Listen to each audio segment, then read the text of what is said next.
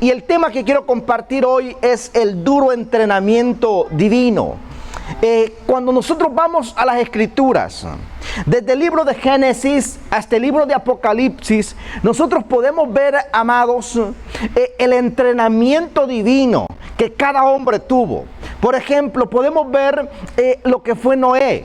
Noé pasa 120 años en un duro entrenamiento para un momento llegado, para un diluvio. Mire qué cosa tan tremenda. O sea que cuando todo estaba espectacular, le vino el diluvio a Noé, pero él estaba preparado. Si usted se imagina los insultos que pudo recibir Noé, las burlas que él tuvo que soportar, pero fue el entrenamiento que él tuvo, nunca desistió, se mantuvo enfocado hasta ver el milagro de Dios en su vida. También podemos ver la vida de Abraham, que Dios le hace una promesa a él y se la cumple cuando él ya es un anciano.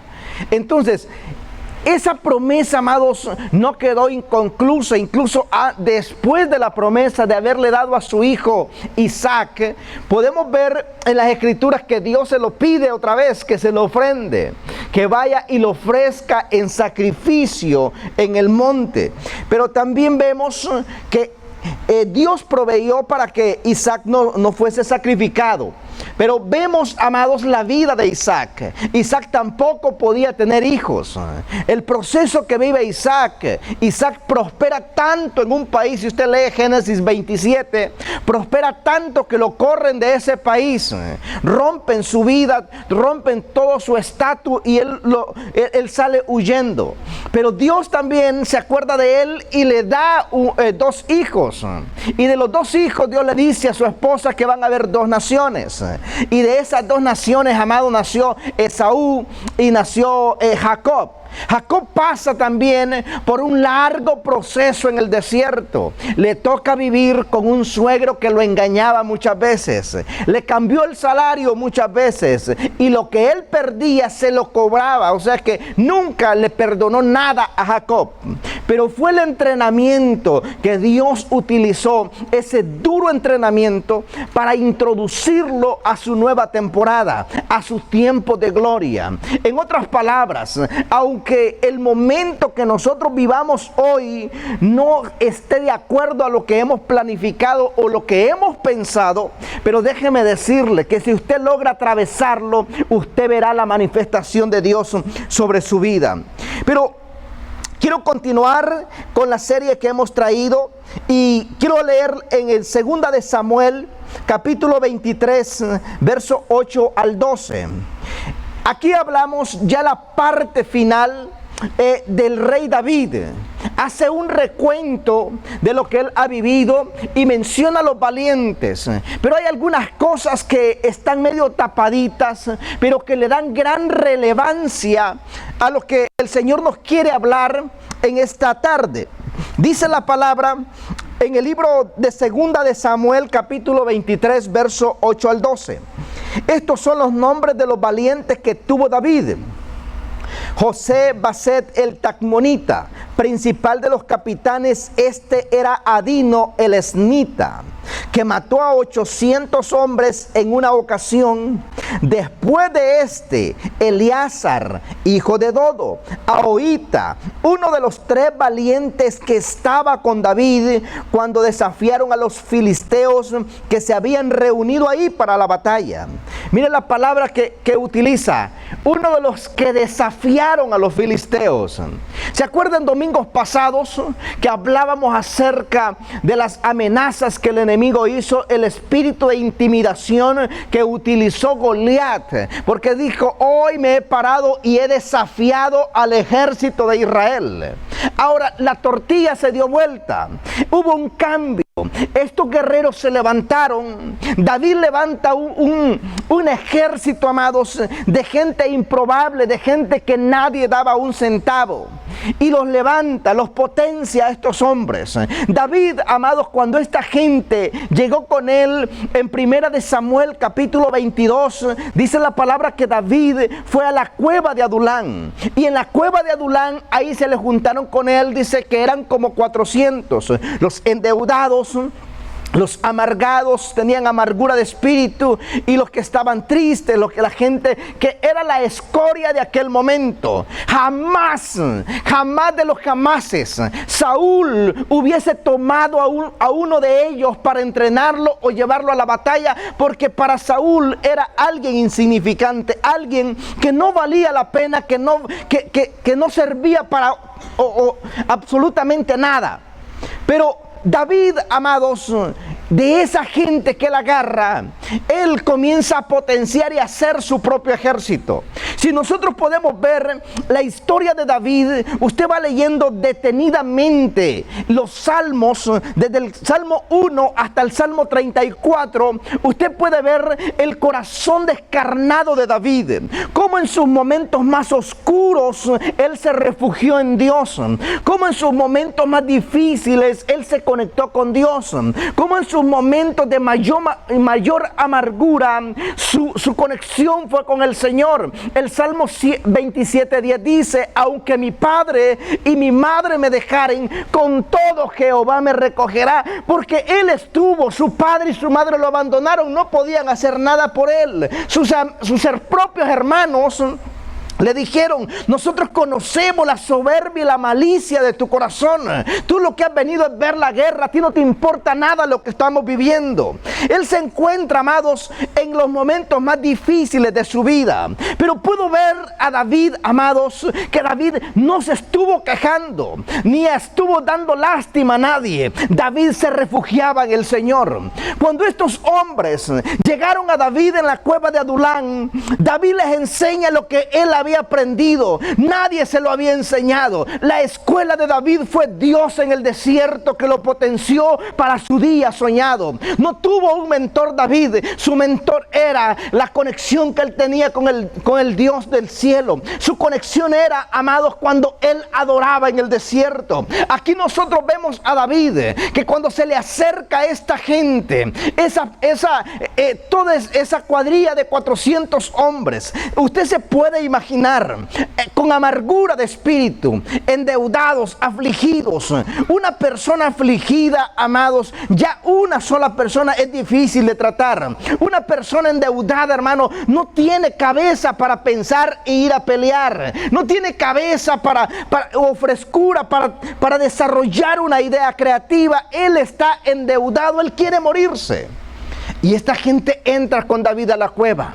Pero David, amados, él comienza a entrenar a este ejército. ¿Sabe algo? Si hay algo que yo puedo leer entre líneas, lo primero que David comienza a hacer con ellos es a decirle lo primero que vamos a hacer. Si usted lee el Salmo 34, David les dice: miren, Dios es bueno, Dios es misericordioso. Dios, le dice David, por muchas aflicciones pasa el justo, pero de todas los va a librar el Señor. Ustedes vean a Dios, los comienza a conectar con el Señor. Y David les dice: ustedes tienen que romper con ese espíritu de queja. Ustedes tienen que romper con ese espíritu de lástima. Ustedes tienen que romper con ese espíritu de derrota. Ustedes tienen que romper con ese espíritu de persecución. Ya no nos vamos a esconder. Aquí vamos a ser potenciados. Aquí vamos a ser desarrollados para ver la manifestación de Dios. Ustedes, le dice David, si ustedes se conectan conmigo y juntos nos conectamos con Dios, seremos invencibles. Nadie nos va a poder detener, porque la presencia de Dios irá con nosotros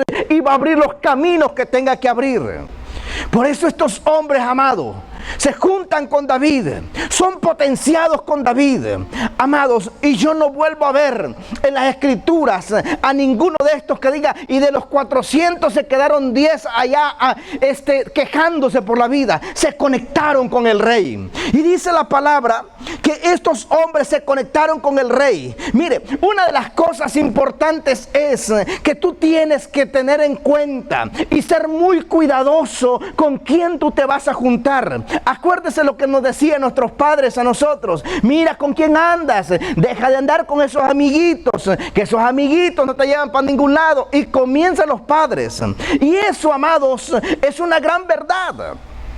nosotros podemos ver lo que estos hombres estaban viviendo. Se juntaron con la gente equivocada y terminaron en amargura de espíritu, terminaron endeudados, terminaron tristes y metidos en una cueva. Una cueva, amados, los que hemos estado en alguna cueva alguna vez, usted sabe que la cueva es estrecha, la cueva es angosta, la cueva es húmeda. Imagínense 400 personas queriendo utilizar el baño en una cueva. Eso era terrible, amados. Pero de ahí Dios usa a David para potenciar a esta gente, cambiarle su mundo pensante. En su mente solo había desgracia, pero David les comenzó a sembrar esperanza. En su mente David les comenzó a sembrar una adoración. En su mente David les dijo: acuérdense que no fui yo el que derrotó al gigante, fue el Dios eterno que estaba en mi vida. Él me dio la sabiduría, Él me dio el valor, Él me dio la estrategia para que pudiera vencer a aquel que atemorizaba, aquel que desafiaba a Israel. Ahora Dios me ha dado las fuerzas para hacerlo yo. Y estos hombres creyeron a la palabra de David.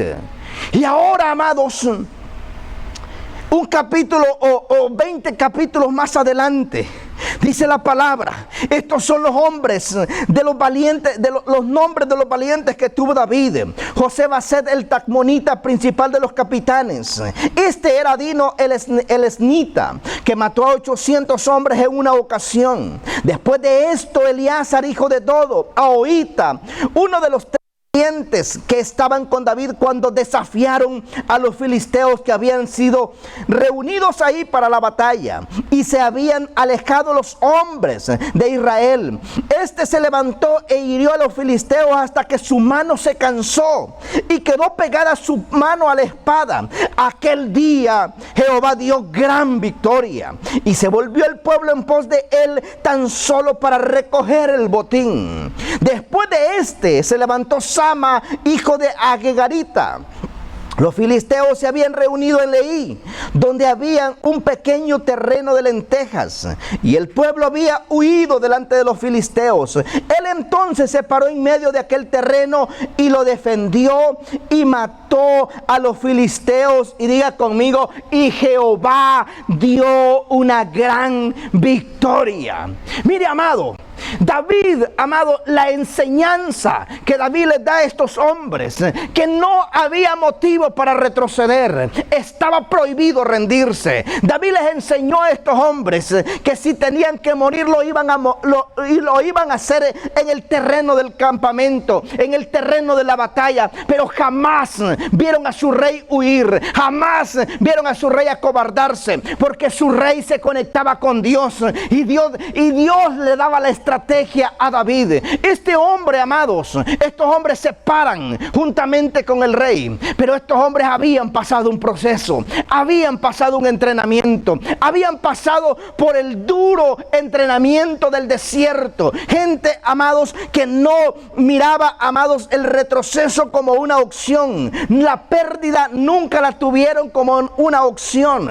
Estos hombres, me llama mucho la atención el capítulo 23, versos 13 y 17 de Segunda de Samuel. Mire lo que dice esta palabra. Y 3 de los 30 jefes que acabamos de leer hace un momento, 3 de los 30 jefes descendieron. Solamente 3, habían 30 jefes, pero 3 descendieron a David y vinieron en el tiempo de siega a David en la cueva de Adulán. Y el campamento de los filisteos estaba en el valle de Refaín. David estaba en el lugar fuerte, y había en Belén una guarnición de los filisteos. Y David dijo con vehemencia: quien me diera de beber del pozo de Belén que está junto a la puerta. Entonces, mira esta palabra, entonces los 3 valientes irrumpieron por el campamento de los filisteos y sacaron agua del pozo de Belén que estaba junto a la puerta, y tomaron y la trajeron a David, mas él no pudo beber, sino que la derramó diciendo: lejos sea de mí, oh Jehová, que yo haga esto. ¿He de beber yo la sangre de los varones que fueron con peligro de su vida? Y no quiso beberla. Los 3 valientes hicieron esto. Nadie se los estaba pidiendo. Nadie les dijo, vayan y tráiganme agua. Nadie les dijo, arriesguen su vida. Estos hombres, me llama uno de los puntos importantes. Los que alguna vez vivimos en el campo y sembramos la tierra. Sembramos la tierra, usted sabe que el momento difícil, desde el principio hasta la cosecha, la siembra, usted siembra la tierra con el grano que usted decidió sembrar, pero el tiempo del cultivo, usted está cuidando esa planta, usted está limpiándola, usted está alejando los animales, espantando animales, etcétera, hasta el momento de la siega. Pero en el momento de la siega, dice la palabra, en el momento de la cosecha, que es el momento que todo el agricultor se alegra, se contenta, dice, voy a cosechar.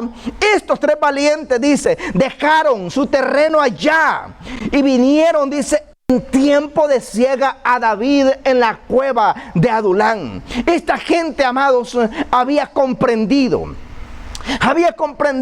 que unirse a su rey traía beneficios, aunque estaban ocupados, pero dijeron, no, yo tengo que reunirme con el rey, yo tengo que ver al rey, yo sé que estoy en tiempo de cosecha, pero yo quiero ir a ver al rey cómo está mi rey, yo quiero tener un tiempo con mi rey. Mire, cuando ellos llegan, escuchan al rey hablar en la cueva, escuchan, ellos se van, ellos no entraron, no estaban en la entrada de la cueva, ellos estaban a lo profundo donde estaba su rey, entraron a la profundidad de esa cueva y ahí escucharon el suspiro, el susurro del rey diciendo, yo quiero beber.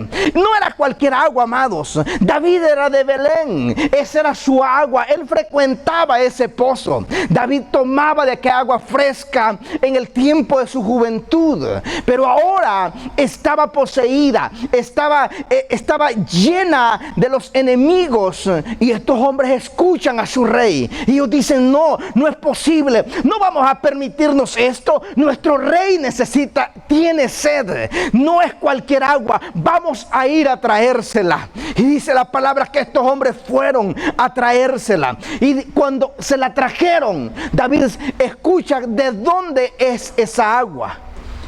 Y mire, dice David, yo se la voy a ofrendar al Señor. Yo no soy digno de tomarme esta agua.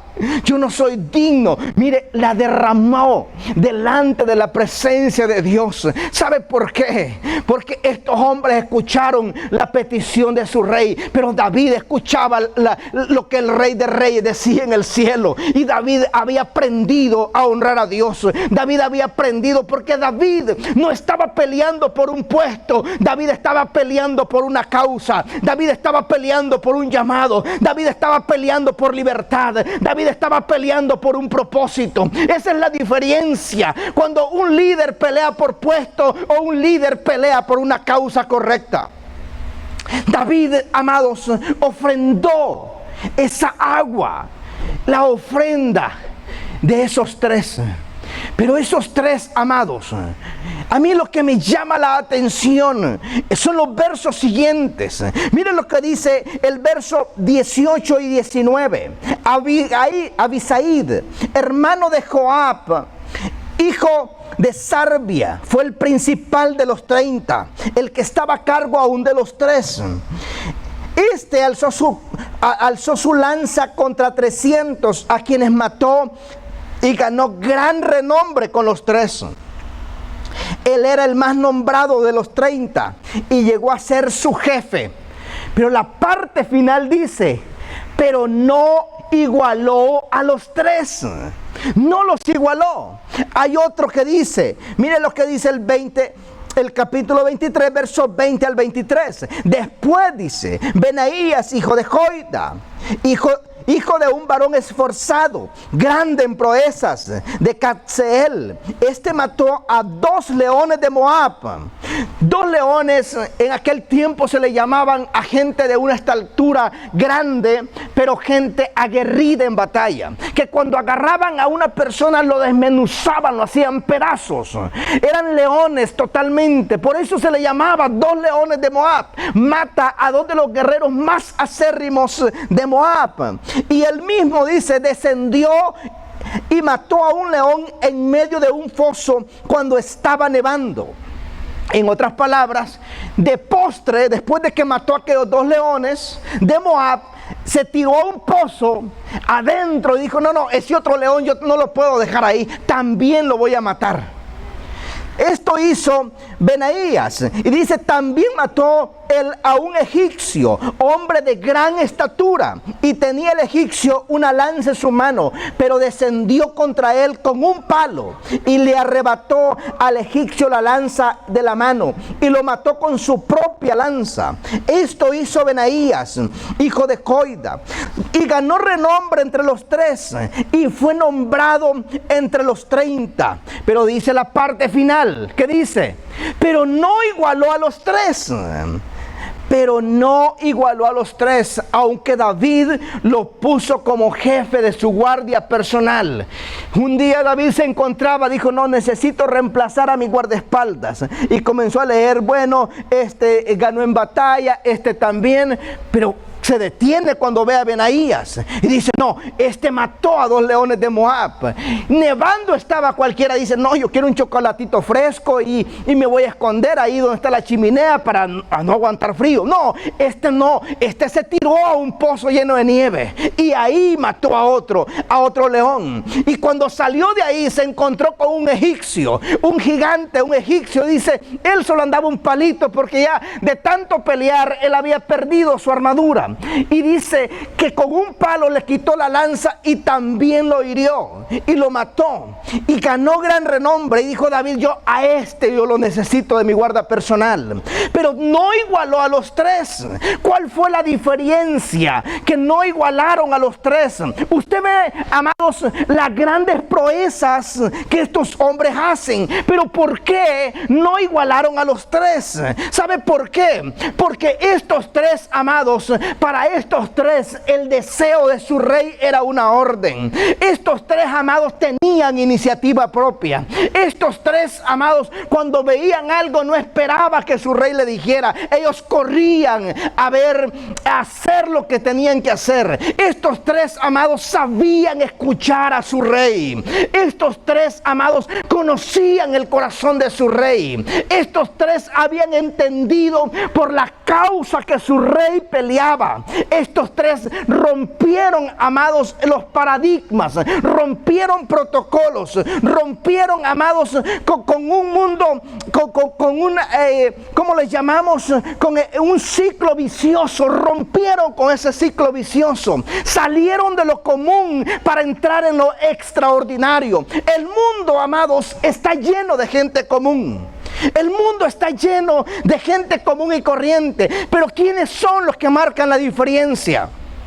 Son los que van por la milla extra. Son aquellos que dicen, está bien, está perfecto todo lo que hay que hacer, pero yo quiero ver qué más puedo aportar. Estos 3, amados, eran de los que David decía a las 5 de la mañana, a las 4 de la mañana estaban ellos ahí. Esto es lo que decía David, hoy vamos a traer más guerreros, vamos a entrenar gente. Ellos corrían y la iban y lo entrenaban. Cuando David decía, vamos a ir a acampar, eran los que corrían a armarle la carpa al rey. Eran los que corrían a armarle la tienda al rey. Cuando David necesitaba algo, las provisiones del rey, él no se preocupaba porque estos 3 iban. Aparte de ser valientes, tenían una mentalidad de cambio, tenían mentalidad de reino, tenían una mentalidad de trascendencia. Por eso nadie los igualaba, aunque aquellos otros hombres habían hecho grandes proezas, pero no los igualaban a ellos. Y qué bonito es, amado, cuando usted anda con gente a su alrededor, gente que tiene iniciativa propia, que no hay que andarle explicando las cosas 10 veces, sino que dice, mi rey lo necesita, esto yo lo puedo hacer, no importa, no me dijeron, pero lo voy a hacer. Qué bonito es. ¿Sabe algo? Eso toca el corazón de Dios cuando usted lo hace. La gente que yo le mencioné al principio fueron hombres, amados, que tuvieron una iniciativa propia. ¿Usted cree, amados, que lo que hizo Abraham fue porque solo exactamente hizo lo que Dios le mandó? Este hombre tenía iniciativa propia. Cuando veía la vida de Abraham, dice que él se levantaba de madrugada a ofrecer sacrificio a Jehová. Cuando voy a la vida de Jacob, amado, dice la palabra que él dice, yo no dormía en las noches el frío me consumía, pero nunca dejé que a mi suegro le robaran una oveja. ¿Cómo Dios no lo iba a poner sobre un estrado importante? ¿Cómo Dios no le iba a dar el privilegio de que sus hijos fueran las 12 tribus de Israel? Si es que este era un hombre que había aprendido, se había comprometido en aquellas cosas pequeñas que muchas veces pasamos por alto nosotros. A veces queremos, como hermanos o como creyentes, queremos grandes bendiciones de Dios, pero no hemos aprendido a comenzar a bendecir nuestra propia vida nosotros mismos. Hay veces que nos levantamos de la cama y ni la atendemos. El cuarto sucio, la casa sucia, y se acuesta en el sillón a ver televisión. No hay nada que hacer y la casa es un desastre. Y dice, pero Señor, bendíceme. Y Dios dice, comienza a hacer esas cosas pequeñas tú. Comienza. ¿Cómo te voy a bendecir si no tienes un hábito de oración? ¿Cómo te voy a bendecir si lo poco que tienes no lo puedes administrar bien? La Biblia dice, si en lo poco eres fiel, en lo mucho te pondré. David les enseñó a estos hombres lo que es administración. Comenzar a administrar nuestra vida. David les enseñó a administrar sus pensamientos, que sus pensamientos no los pusieran en las cosas pasajeras, que si ellos sus pensamientos los conectaban con Dios, todo su mundo exterior se iba a acomodar, porque cuando acomodamos lo interno se va a reflejar en lo exterior. Cuando usted tiene buenos pensamientos, cuando usted en su corazón hay abundancia de bendición, en su buen tesoro del corazón usted tiene cosas buenas guardadas. Cuando la gente hable con usted va a decir, qué bonito habla esa persona, qué lindo habla, porque ha aprendido a cuidar, a administrar lo interno del corazón. ¿Sabe algo? Yo le voy a dar la clave si usted quiere ser victorioso, si usted quiere ser exitoso en esta tierra. Nosotros la podemos leer en esta escritura. La Biblia, amados, es el libro. Si usted quiere alcanzar el éxito personal, el éxito en cualquier área de su vida. Alguien dijo, nosotros nacemos, pero no traemos un manual. Sí lo tenemos, lo que pasa es que no nos gusta leerlo. Lo escondemos. Solo en los momentos de dificultad lo sacamos a ver qué nos dice y por qué no lo sacamos antes. Para ser dirigidos por Él. Dice la palabra, amados, en el libro de Segunda de Pedro, capítulo 3, verso 9. El Señor no retarda su promesa, como algunos la tienen por tardanza, sino que es paciente para con nosotros, no queriendo que ninguno perezca. El Rey no quiere que ninguno perezca, sino que todos procedan al arrepentimiento.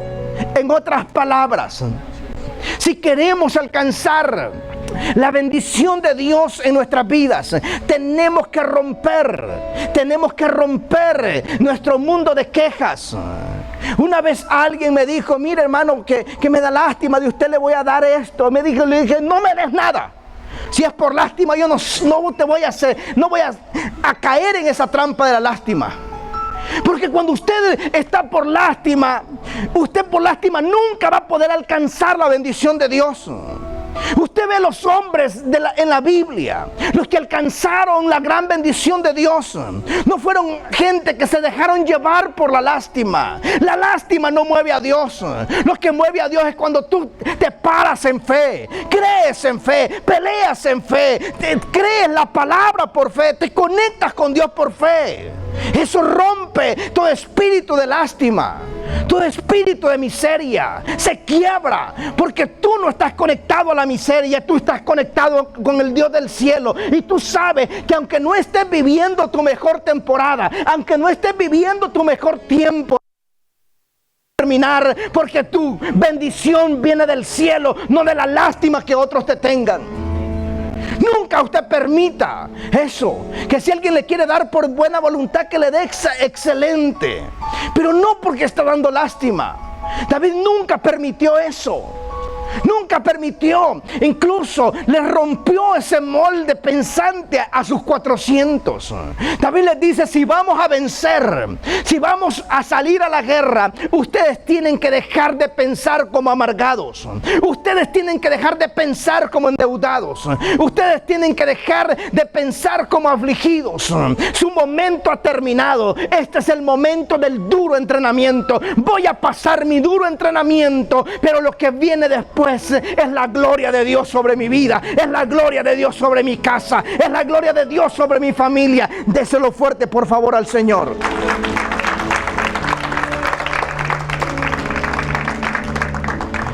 Estos hombres, amados, llegaron a la bendición de lo más alto. Estos tres nadie los igualó. Y aquí yo puedo ver que Dios ama a todos, pero Dios tiene sus favoritos. Dios tiene gente, amados, que Él llega y le toca el corazón al Señor. David puso en gran estima a estos tres, porque estos tres escuchaban su voz. Estos tres aprendieron, amados, a escuchar los susurros del Rey. En otras palabras, amado, cuando usted se conecta con el Señor, usted, amado, va a escuchar el susurro de Dios diciéndole, hijo mío, mi deseo más grande es que nadie se pierda. Mi deseo más grande es que todos vengan al arrepentimiento. En otras palabras, un día dice la palabra, Jesús, cansado del camino, se sentó y le dijo a la mujer samaritana, ¿qué le dijo? Dame de beber. Y cuando la mujer le sacó, Jesús no bebió el agua. Y cuando los discípulos llegaron con comida, tampoco comió. Porque Jesús dijo, mi comida y mi bebida es que haga la voluntad del que me envió. En otras palabras, fue lo mismo que sucedió con David allá.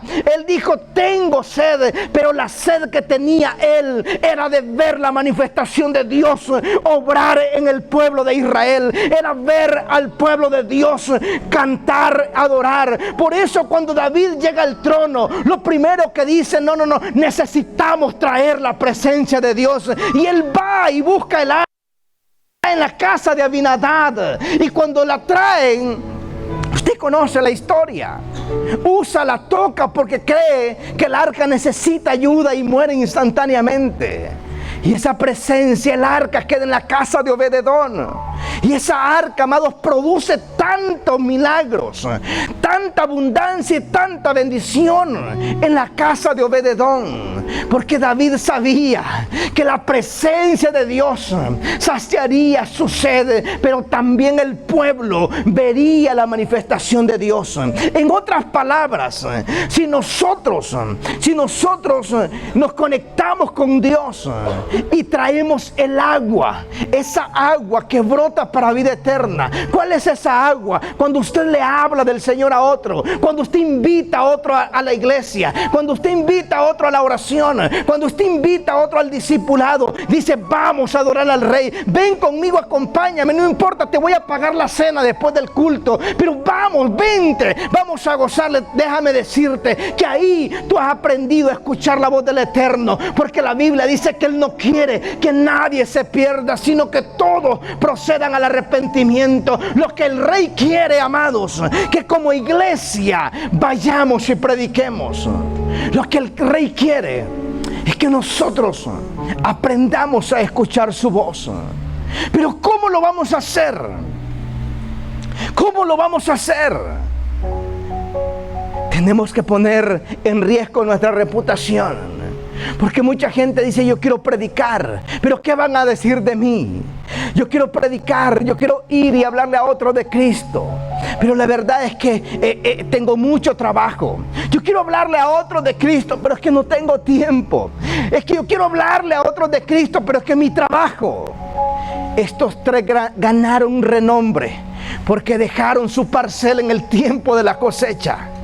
Dejaron su reputación a un lado y fueron en peligro de su vida y se metieron al campo del enemigo. ¿Sabes algo? Que cuando tú estás bajo la voluntad de Dios y en esa voluntad te mueves, aunque pases por en medio de los enemigos, nada te va a hacer daño. Aunque pases por en medio de aquellos que están queriéndote matar, aquellos que están queriéndote hacer daño, tú vas a ir y vas a recoger lo que Dios te ha dado que hagas. ¿Por qué? Porque tú estás bajo la cobertura del Eterno.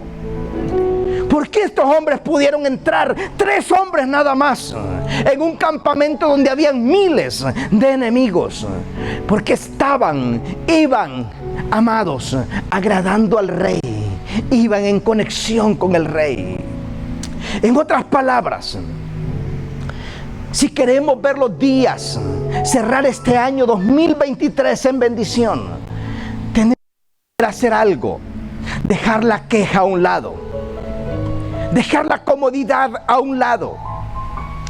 Jesús dijo, miren lo que Jesús dijo en el libro de Mateo, capítulo 19, verso 29.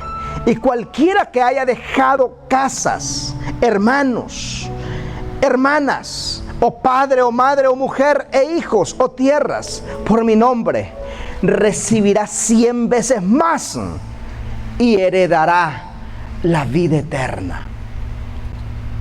En otras palabras, nunca de lo que nosotros hagamos en esta tierra por el Señor va a quedar en vano. Jamás. Todo lo que tú hagas, todo el esfuerzo que tú hagas, lo que tú hiciste por venir hoy, eso no va a quedar en vano. Dios lo está viendo. Lo que tú hagas saliendo de aquí, lo que tú hagas durante la semana, si tú sigues conectado con el Señor. Como Iglesia Peniel, a la iglesia siempre le estamos hablando, hermano, no baje la guardia, venga la oración, venga los discipulados. Pero sí hay una consigna que por los últimos 20 años vengo predicando el evangelio, y le he predicado a millones de personas, y le seguiré predicando hasta que Cristo venga. Pero ¿sabe algo? No podemos, amado, dejar de evangelizar, no podemos dejar de hablarle a las almas de Cristo, porque a eso Dios nos ha llamado. Si usted le habla a las almas de Cristo, usted va a comenzar a ver cosas sobrenaturales en su vida. ¿Sabe por qué? Porque Jesús no fue a la cruz del Calvario para darte carros nuevos ni casas nuevas.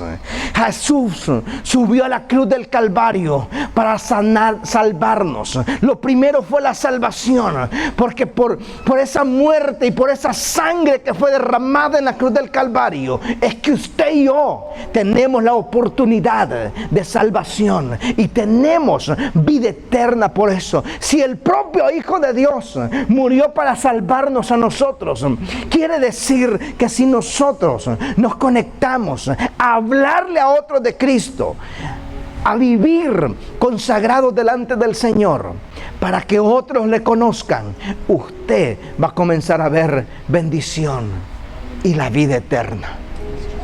Nos ponemos en pie, por favor. Padre, te damos gracias. Gracias, Señor, por tu amor y por tu misericordia. Gracias, Señor Jesús, porque hoy tú nos has hablado, Dios mío, que dejemos, Señor, la queja a un lado, que dejemos la comodidad a un lado, Señor, y que nos conectemos, Padre, contigo, Señor. En esta tarde, Dios mío, hoy inclinamos nuestros oídos para escuchar tu voz. Así como estos 3, Dios mío, entraron hasta lo profundo. No fueron gente superficiales, sino que fueron, Dios mío, hombres valientes que entraron hasta lo profundo de la cueva y escucharon lo que el rey hablaba. Señor, hoy no queremos quedarnos a la puerta de tu presencia. Queremos entrar hasta el trono de la gracia y escuchar lo que tú quieres que nosotros hagamos. Padre, en el nombre de Jesús de Nazaret, te damos gloria. Levante sus brazos ahí donde está y repita conmigo. Levante sus brazos, vamos todos, levantemos los brazos. Señor Jesús, una vez más, Señor Jesús, en esta tarde yo recibo esa palabra que fue impartida. pero también te acepto como mi Salvador de mi vida. Escribe mi nombre en el libro de la vida y que nunca sea borrado de ahí. Señor, en esta hora nunca más seré presa de la amargura, de la deuda, de la miseria, de los problemas, porque hoy me declaro libre en el nombre de Jesús. Y aunque entre al duro entrenamiento, sé que retroceder no es una opción para mí, sino que veré tu mano contundente siempre, en el nombre de Jesús de Nazaret. Adoramos ahí, hermano Josué. Ahí, adórele al Señor un momento. Aleluya. Santo, santo Jesús.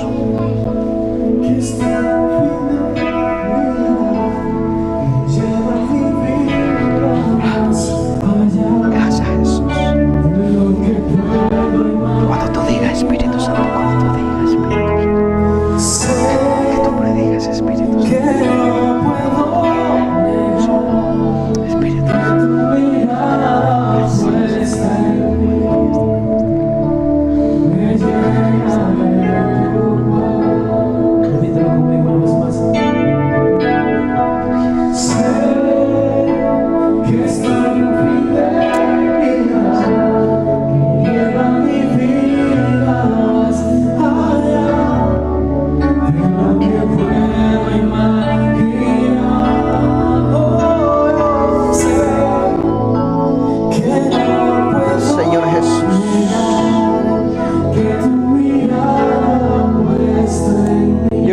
Invitar a todo aquel que necesita oración, pase aquí al frente rápidamente, por favor.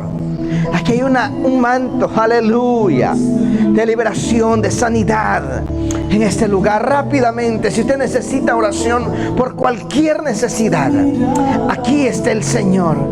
Aleluya. Oh Jesús. Aleluya. Cantamos la canción una vez más.